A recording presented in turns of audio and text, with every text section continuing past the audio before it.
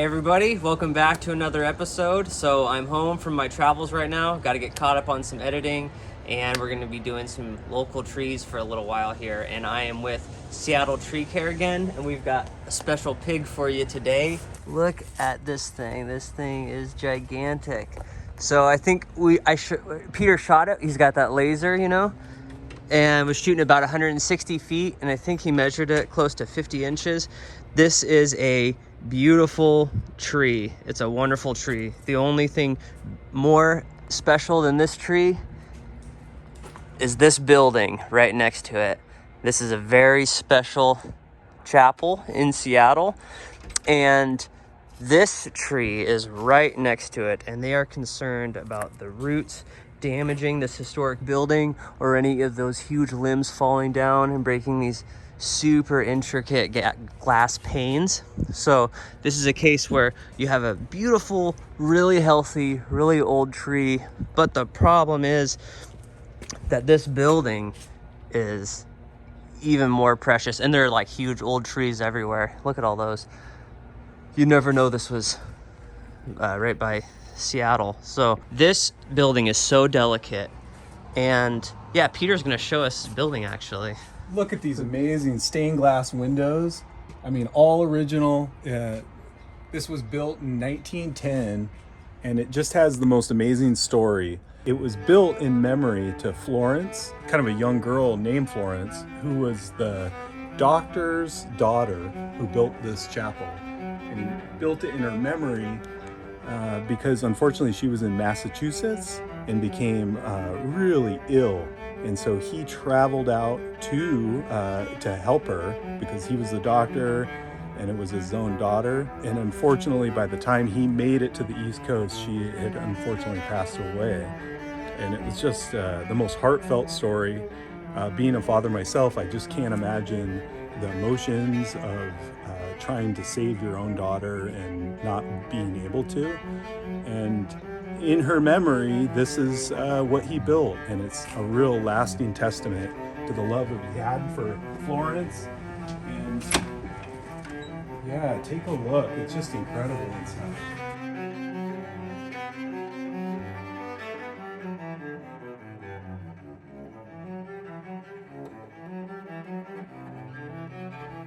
This organ was from the Stimson Timber Company. So yeah, that was a really neat addition. I think it happened a little bit later in 1910. That's incredible. Yeah, so that big daunting fir is right on their side. These windows, and you can imagine this is just timeless, you know, over 100 years old. And even just one limb coming down and breaking this would just be such a tragedy. So these firs, they're not rare. They're all over the place out here. And so, you know, it's like a tree like that, I'd usually swear, you know, you should keep this tree. This is a beautiful tree, but, you know, look at this place, though. You can't have something like this, you know, with a giant tree right next to it like that, towering 160 feet up. I mean, this is incredible. What a special project that we're doing here, Peter. Really something. And I mean, look at that fir tree right there. We're just going to be super safe, careful. Yeah, this is tough. Look at all these lights all over. Yeah. Of course, they're wired into the ground. So we're going to do the bulk of the work tomorrow, but we're just here. This tree is really tall, and we're going to be using a local crane company out here. And unfortunately, that company does not let you ride the hook.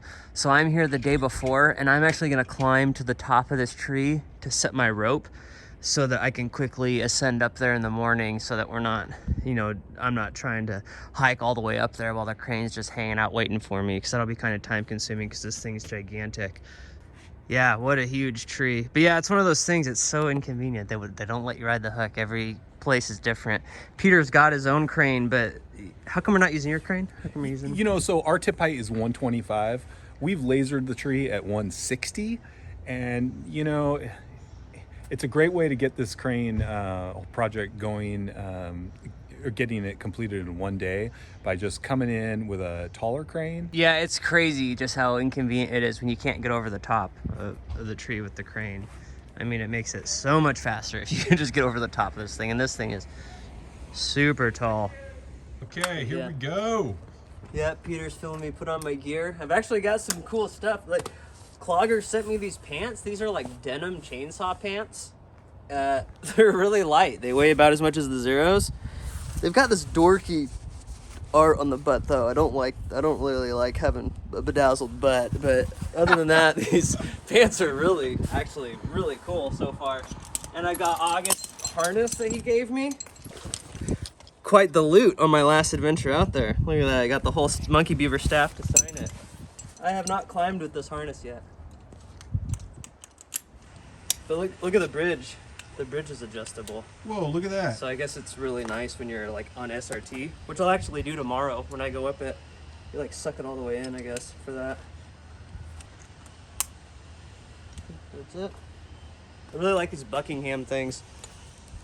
I've got one on this side, keep my saw on. I'm not sure what it's called, but I had the transporter. I really like this thing. What kind of spikes are those? These are the Bucklite titanium spurs, and Buckingham sent these to me maybe a year ago or so to kind of get my thoughts on them, and they're so awesome. I really am all about them. They're really light for how much pad you get with them, and the Velcro lower strap. I'm a huge fan of the Velcro. I'd actually rather have cheap heavy spurs with these Velcros than light spurs with the leather straps. Nice. Because you can really cinch it down on your boot. Because I don't have a big heel on these boots. I need to get some more lineman boots for spur work. I think those are superior, but this is what I've got for now. I did a video on my old channel. One of the first ones I did was about this flip line, this double-ended Climber. And this thing is just so fast. Frankly, it'd probably be fastest if I used the big shot and shot a line at the top of this tree and went up SRT. But I'm pretty bad with the throw ball, and it doesn't take that many misses before I feel like I always end up feeling like I should have just spiked up it. It probably would have been faster, so I'm just gonna spike up it. And then when August gave me this bag, in my garage, I found this rope that Pelican Rope sent me. I think it's called Tree Viper. And I was like, oh, I haven't even tried this rope out yet. They sent it to me and wanted my feedback on it like forever ago, and I actually forgot about it. So new rope in the new bag, new harness. I'm a new man. look at all this stuff. This is a 15-foot flip line.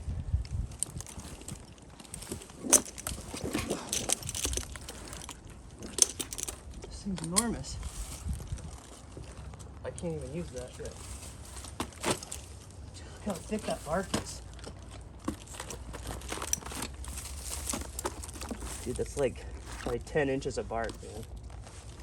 That's wild.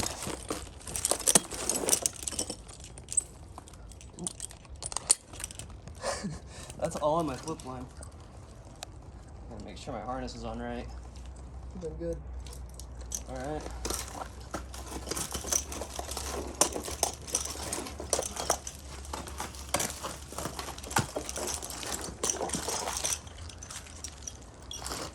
Alright, well that tapered pretty quick.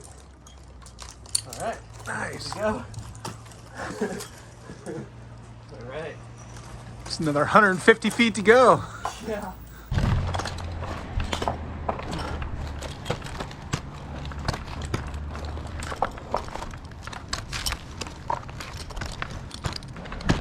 Man, this is flaky bark.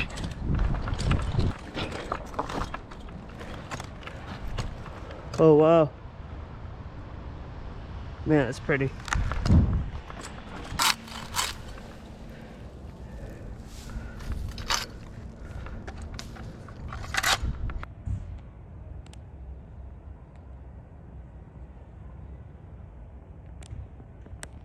These limbs are huge.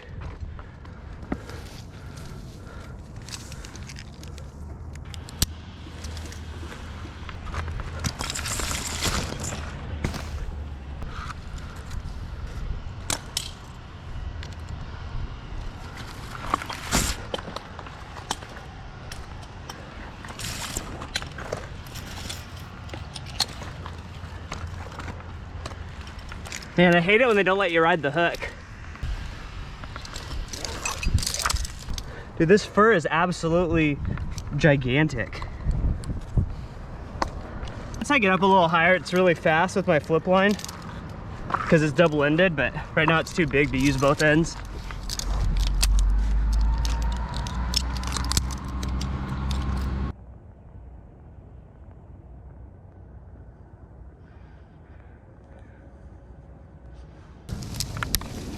Ordinarily, I would cut all this fluff and just let it fall, but I'm so nervous about that building down there. I'm just not cutting anything on my way up. Just one little stub ricocheting into those panes, dude.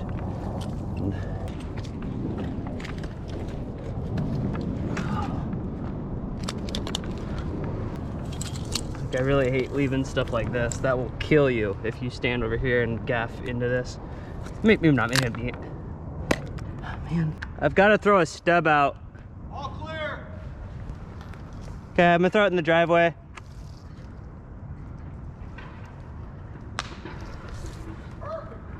Probably wouldn't have killed me. Well, it wouldn't have. It would have broke. I'm being a baby, but I hate leaving stubs like this in front of myself because if I gaff out and fall into that, it could be seriously bad. But I also hate the idea of invoking the wrath of God by destroying that church. So I'm gonna risk the stubs.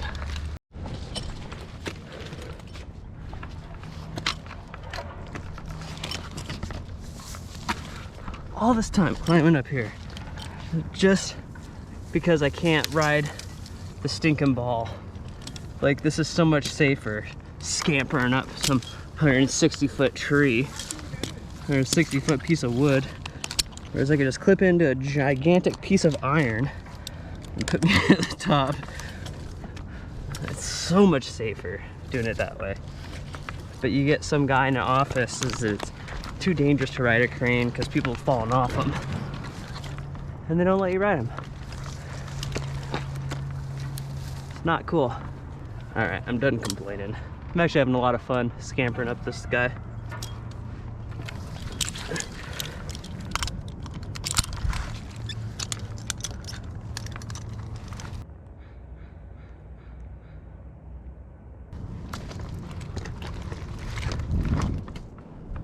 Yeah, I'm about ready to tie in and come down.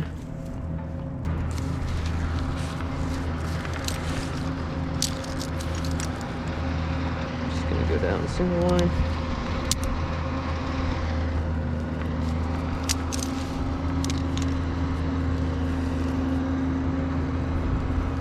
Man, it's gonna be a workout getting back up here in the morning.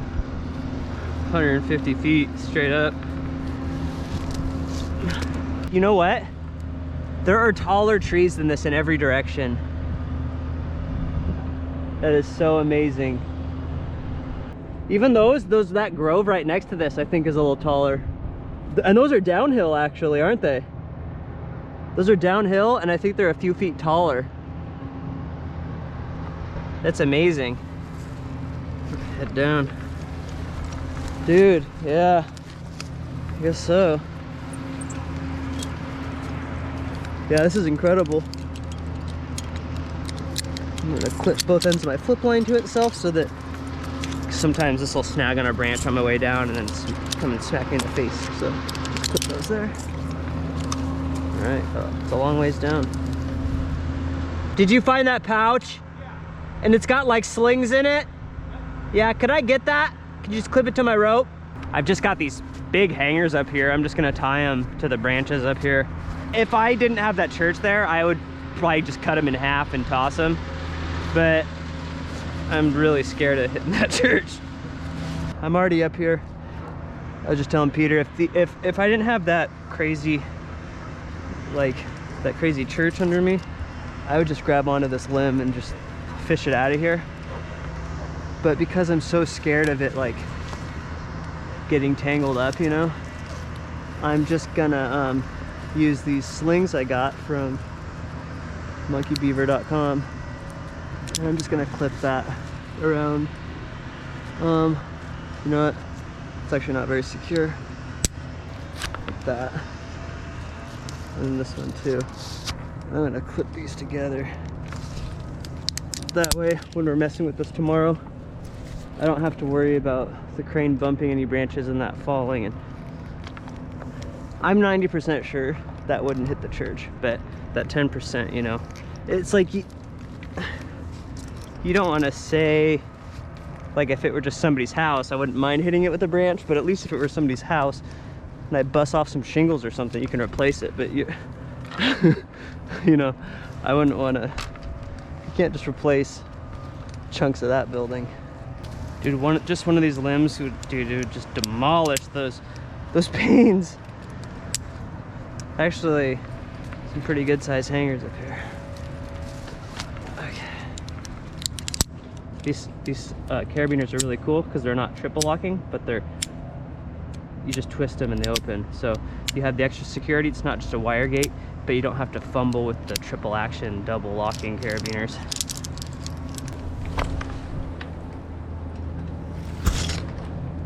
You know, you don't always have such a good reason for cutting down trees like this, you know? Yeah, like if this were just in somebody's yard, I might feel a little bad about taking down a tree like this, you know? But because there's a really good reason. I mean, for sure, like, I mean, there are a million trees like this, but there's only one chapel. That's like right. This, you know? That's doing right. the Lord's work, you know? Yeah. Sending this tree to hell. I'll definitely be praying tonight. Yeah. I'm glad that we did that. That would have sucked, like trying to hike up there with the whole crew waiting on me. Yeah, I would have been like really stressed, you know? It's a good way to go. And you got such a great look at the tree, you know, firsthand. You got a little bit more, you know, awareness of the tree. Some of those limbs are all of 6 inches in diameter. Yeah. Wow, so that's all the rope on the ground. That's not a lot. Yeah, 150, yeah. So there's probably 20 feet above me. So that laser's was right on. Yeah, it's like right at 160. Okay, so that's it for today. We've got it set up. So I'll just jug right up there tomorrow and we'll get cracking at this thing. So we're taking off. Peter actually, Peter, dude, that truck is so big. I can't believe he drives that in Seattle. But I'm actually gonna go look at Peter's tub grinder before I go home. He's got a tub grinder right down the road I wanted to check out.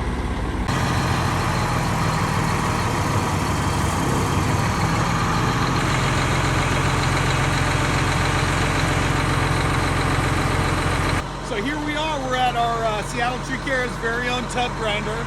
What's amazing about this machine is we convert all this wood waste from different tree projects into beautiful, usable mold. You know, and trees come in all sizes and shapes, and not all of it can be milled into really nice boards. So what we do with the old rotten, funky stuff, you throw it in this thing, and it kicks it out of that conveyor and makes all that wood chip mulch. What do you do with these chips? You know, we give them to Seattle City Parks or any homeowners that want them for their garden beds. You deliver them? Yeah, we deliver them. Let me know if you want any. Oh, cool. Yeah, I'll let you know. We got a lot. Yeah, I'll let you know. But, cool. Yeah, amazing machine. This is made right here in Washington State, down by Aberdeen. We're standing on top of a 400 horsepower diesel engine. Yeah. Wow. Yep. Yeah, I want to see this baby chew something. All right, here we go.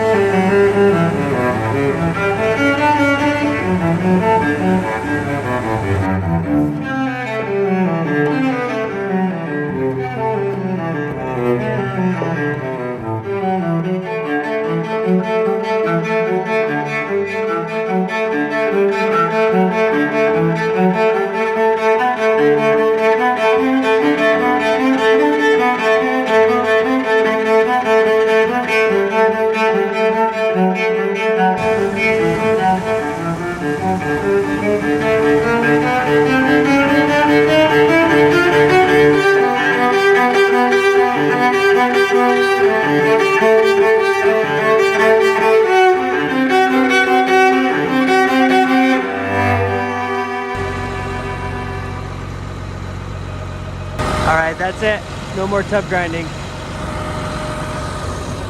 That thing's amazing. Yeah, right? That was crazy. Let me Dude. know if you need some wood chips. Yeah. Dude. That's a lot of wood chips. Yeah, it's amazing what you can process. You know, Right.